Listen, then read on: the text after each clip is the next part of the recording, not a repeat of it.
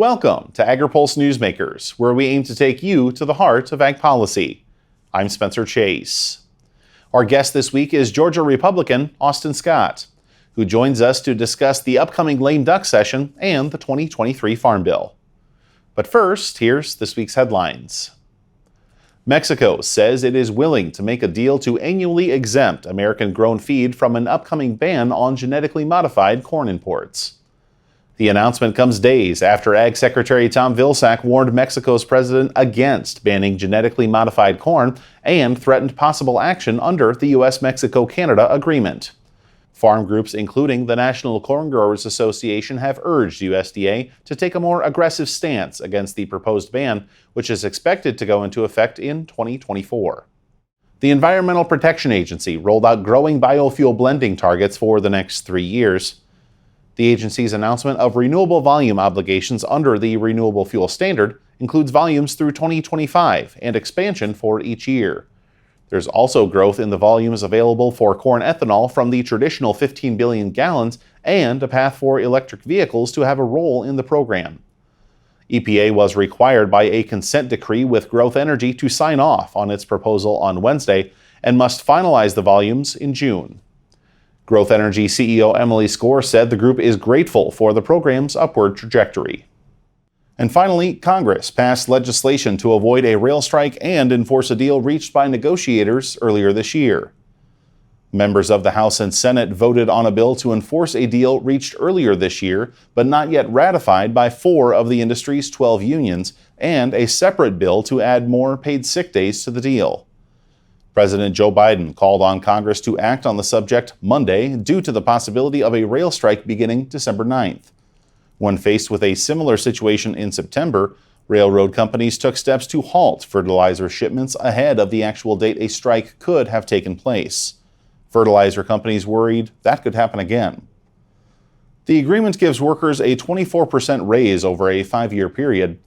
The bill to enforce it received bipartisan support in the House, but the majority of the chamber's Republicans voted against the measure. Among that group was Georgia Republican Austin Scott. When we spoke with him, we asked him why the measure didn't gain his support. It's a 24% wage increase. It's a retroactive wage increase. You've got a situation with the rails where you have pretty much an unregulated monopoly in certain areas, if not a monopoly, an oligopoly, and then you have unions in control of those things in many cases. And so we've got a bad situation in this country with transportation. We should have never allowed ourselves to get into that position.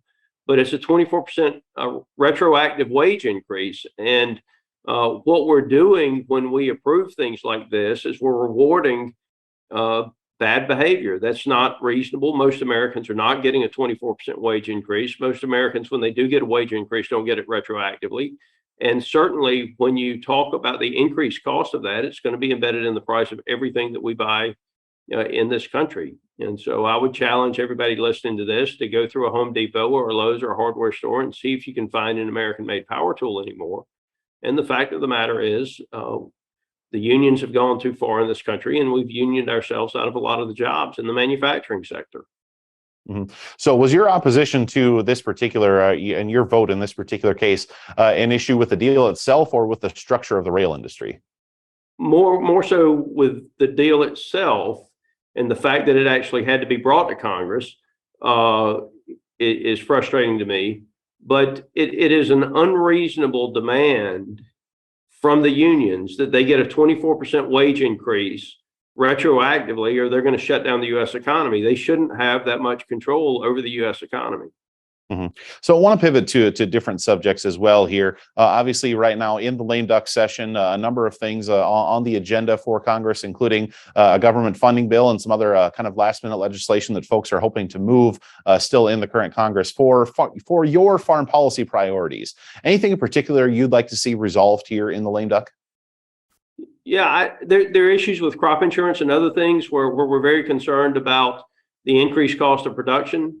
And want to make sure that if there is anything done in some type of omnibus bill, that we make sure that we give the funds that are necessary for the crop insurance system to the USDA so that we're able to operated effectively. We know we're going to have increased cost of operations and inputs in agriculture next year. And so we just, we would ask that if there is an omnibus bill, that we make sure that we are giving the USDA the resources necessary to allow our producers to hedge their risk through the crop insurance system.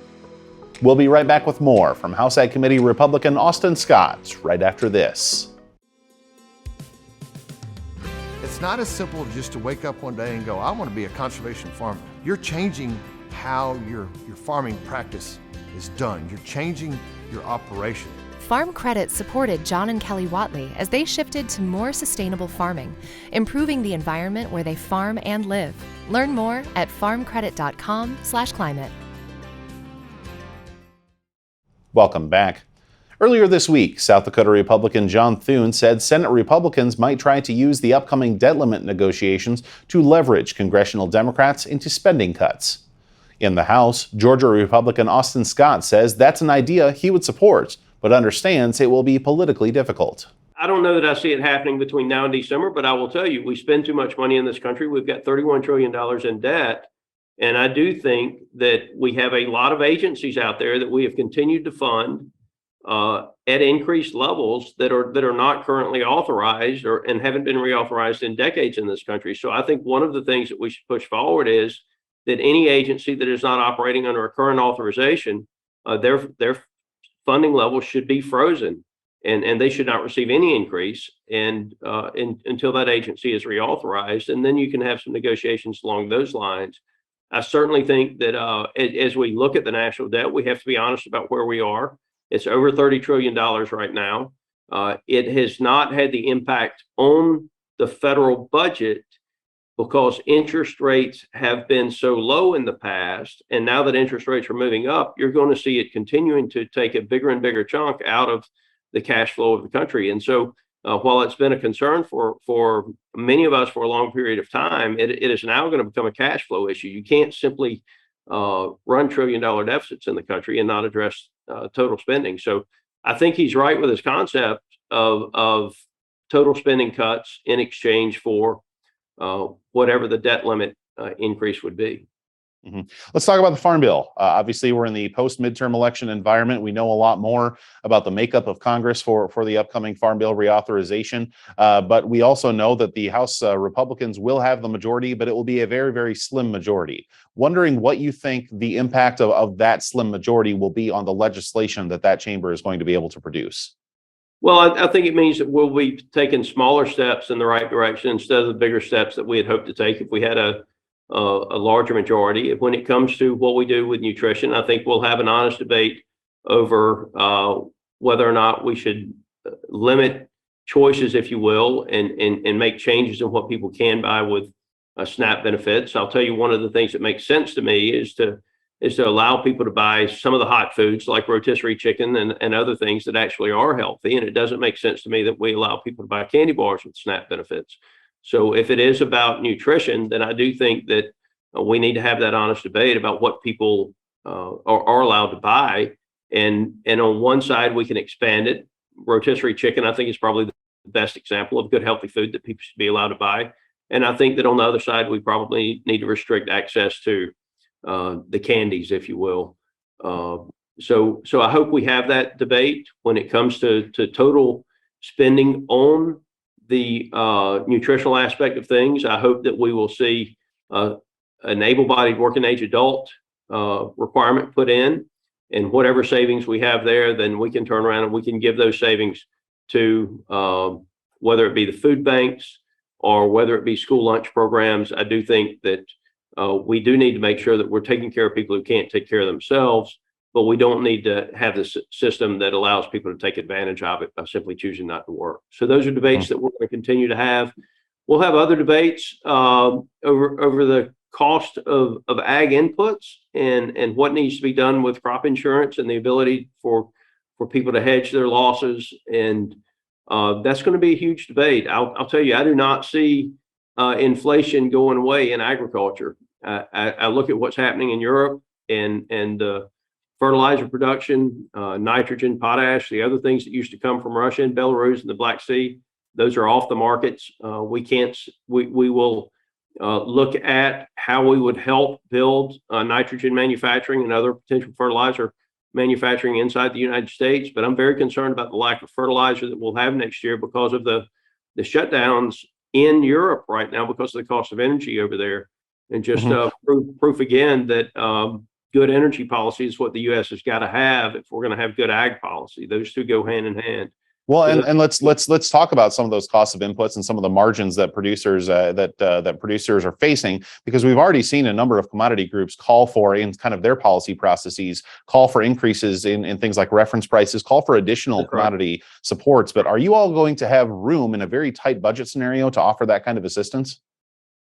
Well, I think we'll have to, and the bottom line is, with higher input costs, you simply got to have a higher reference price because your loss number changes, right? I mean, if it costs you $1 to grow something that a year or two ago it was costing you 80 cents to grow, then your break even is at $1, not at 80 cents. And so I think we have to have an honest discussion about the reference prices. The other thing that I'm very concerned about that we haven't talked about yet is if you look at what they're doing with the H-2A wages, you're looking at an administration that is mandating a 14% wage increase on H-2A labor. Well, guess what? I mean, the countries that we're competing with, that my producers specifically are competing with, Mexico, they're not having to eat those wage increases. And so we're seeing a continuing number of things done through the Biden administration that is harmful to American agriculture and our food supply, and makes us more dependent on foreign countries for that food supply.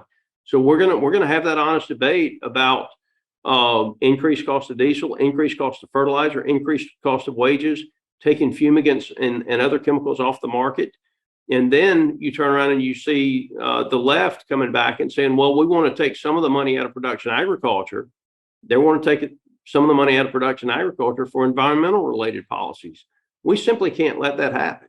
We cannot let the environmentalists step into the funds that are currently used to support production agriculture and the food supply in the United States and move those funds to environmental policy. There's very little left for production agriculture as it is in the Farm Bill. Well, and I want to follow up and I guess wrap up our conversation asking about a piece of legislation that you introduced. I believe it was in the first year of the current Congress, and that was to expand the Commodity Credit Corporation, the borrowing limit available to the CCC. That was legislation that you introduced prior to seeing some of the work that the Biden administration, Secretary Vilsack, has done with the CCC, in particular the things like the Partnership for Climate Smart Commodities. Does growth in the CCC, in the CCC, something you still support after seeing the way it has been used by both the Biden administration now and the Trump administration before that? I do think that the CCC is extremely important to production agriculture in this country. I'm disappointed in the way they have chosen to use those funds for environmental related policy instead of for production agriculture. And I think that's one of the areas that when we go to write the Farm Bill, we're going to have to make sure that funds that are set aside for production agriculture do not get stolen from production agriculture and put into the things that they were never intended for. But you understand, we're dealing with an administration like we've never dealt with before. This administration has much less respect for the law and the Constitution than any presidential administration that I have ever dealt with. Very much more liberal and abusive than the Obama administration.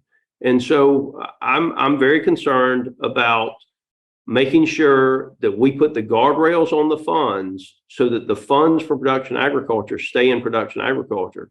And obviously we have to be much more careful with them than we have in the past because of the lack of integrity in the agency now. Congressman, thanks for joining us. Thank you. We'll be right back to hear from this week's panel, but first, our Hannah Pegel has a look at the latest farm income figures from the Department of Agriculture in this week's Ag by the Numbers. USDA rolled out a new farm income forecast this week, and the numbers are about 10% higher than what analysts projected just a few months ago. This chart from the USDA shows the U.S. net farm income and net cash farm income adjusted for inflation from 2002 through 2022's projected totals. Net cash farm income is the green line. It's based on cash receipts from farming, plus government payments and other farm-related income, minus cash expenses. Net cash farm income is forecast at $187.9 billion in 2022. That's an increase of more than $39 billion from last year, an 11% bump from USDA's earlier estimate. The projected total would put net farm income at its highest level since the USDA ERS inflation adjusted data series began in 1929. Net farm income, represented by the blue line, is a broader measure of profits after expenses from production in the current year. It's forecast at $160.5 billion in 2022. Net farm income is expected to increase by $10.7 billion compared to last year, and will be at its highest level since 1973. Cash receipts from the sale of agricultural commodities and sales of animal and animal products are also all projected to increase. Government payments are pulling projections down and are forecast to drop about $9.4 billion this year. For Agri-Pulse, I'm Hannah Pagel. At Bayer, we know possibility grows from the seed of a vision. That you can start small and still reach big dreams. That we can nurture the future in our schools to create innovations down the road. That rural communities aren't just farms, but all the people they feed. That's why Bayer partners with farmers to protect those ideas. Because together, we're tending tomorrow's harvest. Welcome back to Agri-Pulse Newsmakers, where we are excited to have a discussion on the upcoming Farm Bill with a panel of experts this week, joined by Jonathan Coppess with the University of Illinois, RJ Karney with NASDA, and Danielle Beck with Invariant. Appreciate all of you taking the time. And Danielle, I want to go to you first because we know now, post-midterm elections, what the congressional makeup is going to be in the House and Senate. And we know it's going to be a very, very thin majority for House Republicans as they work to govern and, among those things, pass a Farm Bill. Wondering, what do you think we should expect in terms of a Farm Bill environment based on that thin majority in the House? You know, I think the cast of characters is going to be different next Congress, but ultimately the plot is still the same. I'm pretty confident we're going to get a Farm Bill done. There's going to be a lot of differing opinions. There's going to need to be a lot of educational efforts, but we have great leadership in the House.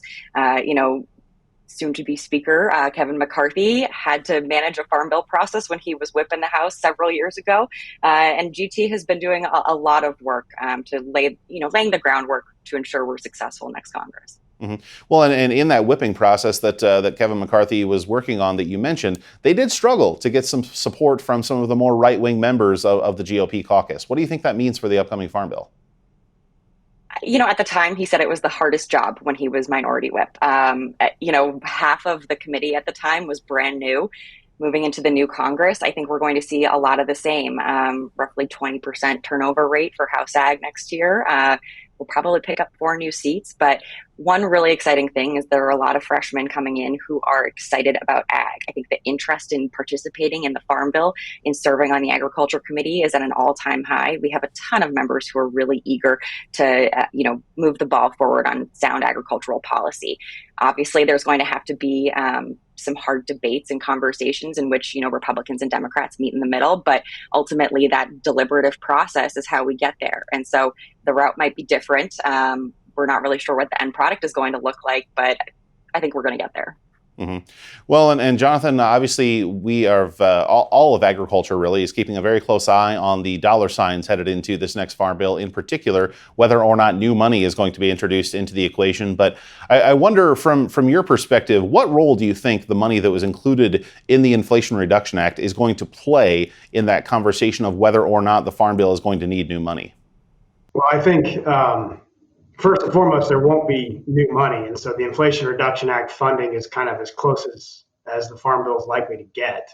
And I think you're right. I think the budget questions and what's available and where it's spent and the priorities from under the budget baseline that the committees have to work with are going to be huge drivers in this question and huge drivers in getting a bill done and what that bill might even look like. Mm-hmm. Do you think that with that IRA funding, do you think changing the way it's allocated might allow for lawmakers to turn that money into some permanent baseline? That's a tough question that I also am trying to figure out and understand. can those funds be rescinded and repurposed, and how that will impact CBO's scoring mechanism, Congressional Budget Office's scoring mechanism over the 10-year budget window that they work with. At this point in time, I have not seen anything that gives a clear set of guidance or indication of how they're going to treat it. But it's much as it's going to be depending on how they look at the way it spends out over 10 years and what any kind of changes to that might be assumed by them or estimated by them to offset. Say if you wanted to increase a program and you use that as an offset, how that would work. And I have not seen anything on that yet. Mm-hmm. Well, so obviously keeping in mind the conversations about the budget and the amount of money that is going to be available to this farm bill, RJ, if that pot of money doesn't grow as we just discussed, what do you anticipate will be the provisions in line for growth in this upcoming farm bill? We're already seeing some commodity groups push for increases in reference prices. There's been big increases in the baseline for nutrition. Wondering, what do you think will be the provisions in line for growth? Well, this is going to be the question of the day, especially beginning next year. As Danielle mentioned, with the new team coming on board, both the House and Senate with some new members, they have to gear up their staff and really dive into the availability. Much to what Jonathan said, I think the question of the day is going to be, will there be an opportunity to grow a baseline? That's going to be the initial discussion that I think the staff is going to have to deal with. If ultimately there is no growth on the baseline, then there's going to be a lot of decisions that are made. We're going to continue to hear discussions on climate programs, as you mentioned, with the importance of something else we hear quite a bit about, and something that I think we continually hear is number 6 on a list of 5 or 11 on a list of 10 is agricultural research. Tough decisions will be made, but ultimately it's going to come down to that initial question that you asked Jonathan, which is there going to be growth on the baseline? And I think that's what a lot of us are waiting to hear what determination is made on that path. We'll be right back with more from our panel right after this. Farmers are always there for each other. We shed tears together, we celebrate together, but we also grow together. Farm Bureau is the largest general farm organization in the country. We have the farmers' back. If you're a farmer and you're not a member, we would welcome you into our Farm Bureau family. And if you want to know more about agriculture, come be part of this great family. Looking closer, seeing further. That's how we do it. At Curious Plot, we're driven to find what's next for agriculture, animal care, and food. We stay curious because that's what it takes to grow understanding. That's how we plot strategies and tell stories that get results time after time. Marketing, communications, and consulting that look closer and see further. Curious Plot. We can't wait to help you tell your story. Welcome back. House Republicans could be relying on some of the chamber's Democrats to help advance a farm bill, absent the support of some of their caucus's more right-wing members. Jonathan Coppess with the University of Illinois says that could change the political calculus of growing the farm bill baseline. Well, I think that's a huge question. Is with that thin majority in the House, what's the focus? What's the priority, particularly from leadership? Are they looking to go after spending cuts like we've seen in the last 2 farm bills, in which the focus on spending cuts drove us into a partisan political fight over SNAP, the Supplemental Nutrition Assistance Program, and that really complicates the farm bill process. So if the focus from leadership is going to be on that spending cut, it's going to be really hard to get the majority votes they want, and it's going to be certainly nearly impossible to get a bipartisan set of votes in the House. So it's that priority setting component of this that we'll see early in the new Congress, which then starts driving a lot of these questions around what gets cut, what funding gets moved, and how does that then attract or push away votes in a 3 or 4 or 5 vote majority House. Well, and we've talked a lot about the House, but over in the Senate, it's looking like we're going to retain the same chair of the Agriculture Committee over there. What do you anticipate will be the priority issues for Senator Stabenow that will impact the farm bill that we see on the Senate side of Capitol Hill? I mean, I think you've seen her, Chairwoman Stabenow's priorities throughout the last 3 farm bills, really, and the Inflation Reduction Act. So climate change, conservation efforts, specialty crops, and of course, the Supplemental Nutrition Assistance Program. Those have been top priorities. Risk management issues around farmer interests and concerns, fit within some of that. But I think she's going to have a lot to work with, particularly, again, if the House is intent on cutting spending and going after SNAP. It'll be, kind of a lot of recycling possibly from the 2012, 13, 14 process and what we saw there. Well, and Danielle, bringing you back into the fold here, obviously we've spent the bulk of our conversation talking about the Farm Bill. It's going to be such a critical issue for ag policy in the upcoming Congress. But when you look at the split Congress and think about the agricultural issues and priorities and frankly the schedule of issues that are ahead of you, anything else from a farm policy perspective you're going to be watching for movement in the upcoming Congress? There are going to be a lot of regulatory initiatives coming out of the Biden-Harris administration that I think we'll be keeping a close eye on. And then how House Republicans decide to respond to some of those are going to be really important. I also think we can anticipate a lot more action from House Agriculture Appropriations. Right now, we've seen sort of slow action in terms of committee oversight there, but we know that next Congress Republicans are really going to be leaning into that oversight role. And so I think we can gear up for a very busy appropriations season. What the end result looks like, is the big question there, but there's going to be a lot of activity in that space. RJ, I want to wrap up the conversation with you. We spent a lot of our time talking about things that we expect to happen, after the beginning of January, but we've still got a lame duck session to wrap up here. I wonder, as you think about the things that need to be accomplished between now and the end of this current Congress, anything in particular you're watching for passage in the lame duck session? I would say top priority for us and for many in the ag industry is to finally see the confirmations of Doug McCaleb for Chief Ag Negotiator, and then Alexis Taylor as Undersecretary for Trade at USDA. Those are 2 key positions for ag. We really need to see some substantial action taken within ag trade policy, opening new markets, and those are the positions that are just going to lead the charge. So many amongst the ag group recently there's a letter sent up to the Senate asking for quick confirmation before the end of the year. But in addition, you also heard Danielle talking about appropriations for 2024. We're still looking to close out appropriations for 2023 as well. So it'll be an action-packed December. Here we are on December 1st. Congress has a lot on its plate to get across the finish line. But I would say those 2 key confirmations are going to be at the top of the list for NASDA, but also for many across the ag industry. Very good. Yes, as you mentioned, we are at the beginning of what will be an action-packed December, headed into what will probably be an action-packed 2023 on Capitol Hill, which will then head into an election year. There's plenty of things for us to talk about going forward, but I appreciate all of you taking the time to talk about what's on the agenda for right now. Thanks for joining us. We'll be right back with more Agri-Pulse Newsmakers, but first, our Hannah Pagel has a look at ag export forecasts for the next year in this week's Map It Out.